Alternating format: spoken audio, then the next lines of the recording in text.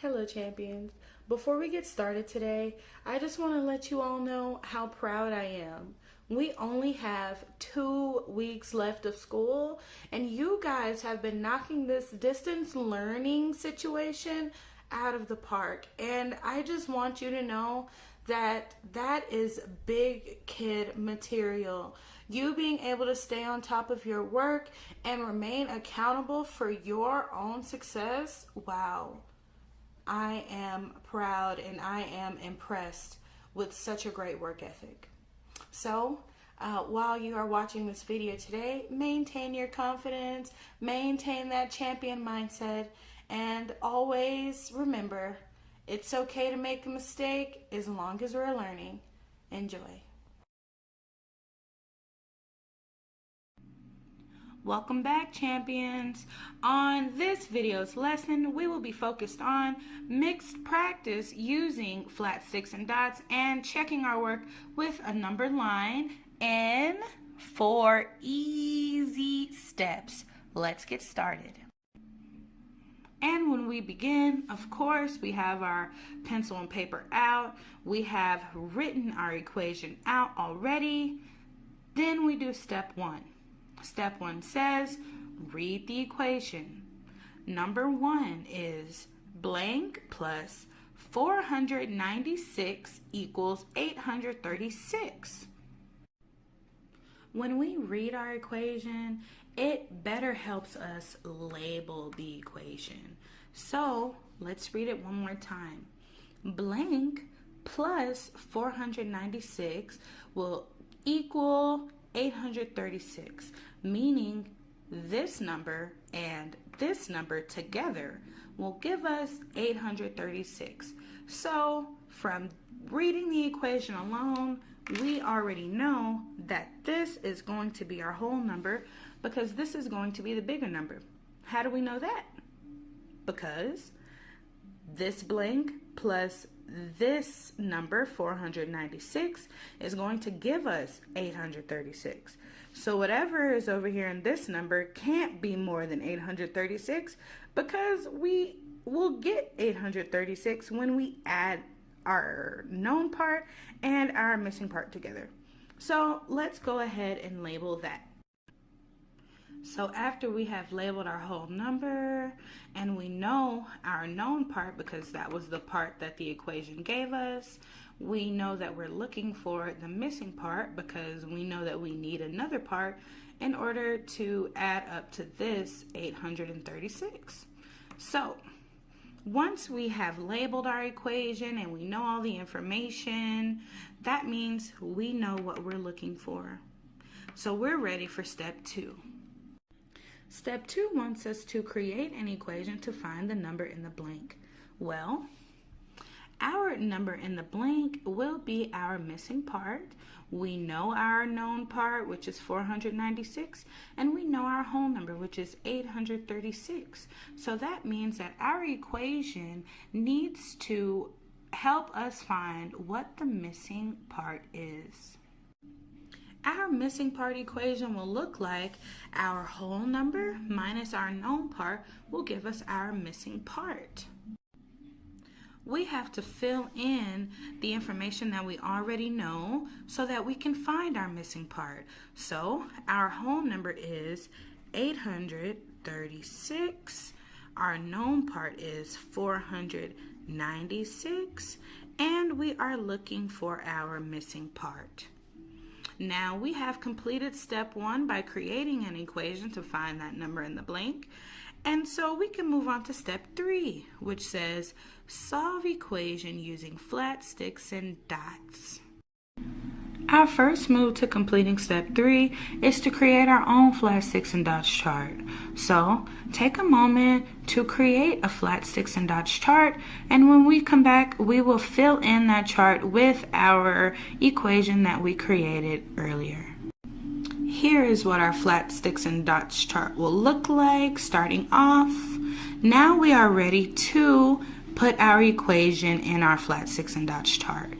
But when we are subtracting, we are putting our whole number in our flat sticks and dots chart first. So let's take a moment to do that. Pause the video here, and when we come back, we should have our 836 whole number in our flat 6 and dots chart. We have our whole number in our flat 6 and dots chart. It goes in first every single time because we can subtract a part from our whole number, but we cannot subtract our whole number from a part. So let's go ahead and start subtracting our known part from our whole number. When we use a flat 6 and dots chart, we always start with the ones place. So if we are subtracting our known part's ones place value, then we will subtract 6 ones from the ones place value. Let's do that together. 1, 2, 3, 4, 5, 6. So once we subtracted 6, then we should get 0. There aren't any ones in the ones place left over now that we have taken 6 ones away. So let's check off the ones because we have completed that place value, and we will move on to subtracting 9 tens. Our whole number only had 3 tens. 1, 2, 3. So if our whole number has 3 tens, but our known part has more tens, with 9 tens, what do we need to do? We need to regroup one of the hundreds from the hundreds place to the tens place so we can have enough tens to subtract our 9 tens and our known part. So let's regroup. So when we regroup one of the hundreds over to the tens, we need to make sure that we are crossing that hundreds out, and I put a T in my hundred so I know where it went to. And then we add 10 tens over to the tens because that's how many tens the hundreds gave us. And let's make sure we've added 10. We have 1, 2, 3, 4, 5, 6, 7, 8, 9, 10. Great. Now we have enough tens to subtract our 9 tens. Let's count them now. 1, 2, 3, 4, 5, 6, 7, 8, 9. Great. We can check that off now. Now we need to count and see how many tens we have left. 1, 2, 3, 4. We have 4 tens. That number is known as 40. And now we're ready to move on to the hundreds place value. Our known part has 4 hundreds that we would like to subtract. There are enough hundreds in our whole number to subtract 4 hundreds. So let's just take them away. Now we have 1, 2, 3, 4 that we subtracted. Good. Now we can count and see how many we have left. 1, 2, 3. Awesome. That number is known as 300. So we have solved our equation using flat 6 and dots. Make sure that we are writing that number out in standard form so we know what that number is. So we can write missing part equals 340 because we have 3 hundreds in the hundreds place left over, 40 tens left over, and then 0 ones left over. And now we are ready to move over to step 4, check answer with a number line. Our first move to step 4 is to actually create our number line. So let's take a moment to do that. Pause the video here, and when we return, we will have our number line ready to go.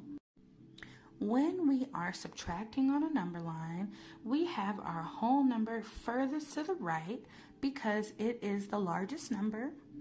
We have our known part as our jumps because that is what we're subtracting. And we're hoping to jump all the way to our missing part so we can make sure that we got the right answer here. So When we are moving on our number line, our very first jump will always be the hundreds place value, because when we start with the hundreds place value, we will not have to make any other jumps. So let's get started. Our first jump was minusing 400 from 836. We get our 400 from our known parts place value. And so after we have subtracted 400 from 836, we should get 436. And make sure you are writing where your jumps land on, because we are subtracting from our jumps. Every time we make a jump, we will be subtracting our place value from where we landed. So let's move on to the second place value we're going to jump, which is the 10. So we need to subtract 9 tens. When we subtract 90, we are subtracting 90 from 436. We know when we subtract 90 that the ones place value will not move, and so we should still be seeing 6 in the ones place there, but we have moved place values in our hundreds place and our tens place because we have subtracted past our hundreds mark. So our hundreds place value moved, our tens place value moved, and our ones place value stayed the same. Now we are ready to subtract our ones place value, which is minus 6 from 346. When we subtract 6 from the ones place and 346, we will come to see that we will have no more value in our ones place, because 6 minus 6 is going to give us 0. So our missing part should come out to be 340. And is that our answer there? Awesome, it is. Look at us. So the only step that we need to do now is make sure that we add that information to our blank. So now we know that our missing part will equal 340. And we know that 340 plus 496 will give us 836. And we check that answer in 2 different ways. Excellent job, champions. Now let us move over to example 2.